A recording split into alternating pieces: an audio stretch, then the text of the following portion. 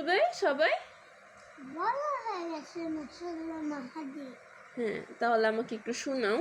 আলিফুন বা তাহুন সা জিমুন হাউন হাউন দাল জালুন র জাহুন শিন শিনুন সাদুন দদুন দ গম আইন আইনুন হা কাফুন কাফুন লামুন মিম নুনুন نون ها يا هذه حروف إذا هذه حروف إذا البشر رسولته রাসূল এলো।